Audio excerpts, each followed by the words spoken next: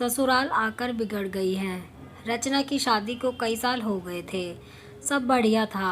छोटी बहू होते हुए भी वो बड़ी का हर फर्ज निभाती थी, क्योंकि बड़ी बहू तो आते ही अलग हो गई थी। रचना के सास ससुर को हर काम के लिए रचना ही लगती थी, फिर भी उसकी बुराई करना नहीं छोड़ते थे। और सबसे बड़ी बात, बुराई भी अक्सर उसके ही परिवार वालों से करते थे, जो रचना को बचपन से जानते थे, या फिर रचना की सहेलियों से, या खुद के मायके वालों से। पहली बार जब शादी के बाद रचना की दोस्त आई तो सासू माँ ने उससे ही रचना की बुराई करना शुरू कर दी। जब रचना को पता लगा तो उसने अपने पति नीलेश से कहा, माँ जी को समझवा दिया था कि कम से कम जो लोग उसे जानते हैं उनसे तो उसकी बुराई खुद की जगहसाई ना करवाएं, पर उन्होंने ना सुनी, बल्कि और ये आदत ही बन गई थी।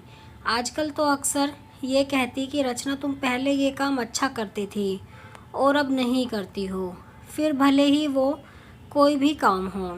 रचना की बुआ उसके ससुराल आई थी, तब सासू माँ की किटी पार्टी भी थी।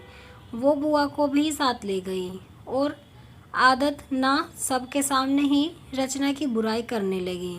कहने लगी, रचना पहले सब अच्छा करती थी, पर अब कोई काम ठीक से नहीं करती, ना ठीक से रोटी बनाती है, ना सब्जी, ना अच्छे से कपड़े पहनती हैं, ना बच्चों का ख्याल रखती है।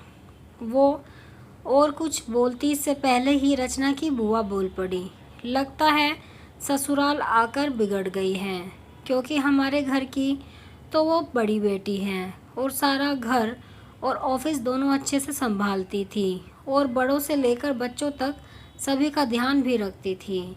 आपके यहाँ आकर बिगड़ गई है।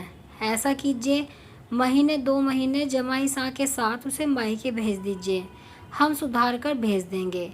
अब रचना की सासू माँ का मुंह देखने लायक था। उन्हें बोलने के लिए शब्द नहीं मिल रहे थे, तो बस फिर उठकर चली गई, ये कहकर कि आती हूँ ज़रा, कोई बुला रहा है। और रचना की बुआ जी बस मुस्कुरा रही थी। आप कमेंट में ज़रूर बताएं कि आपको ये कहानी कैसी लगी है। अगर आपको ये कहानी पसंद आई है तो वीडियो को लाइक करें, शेयर करें और चैनल को सब्सक्राइब करें ऐसी ही कहानियों के लिए।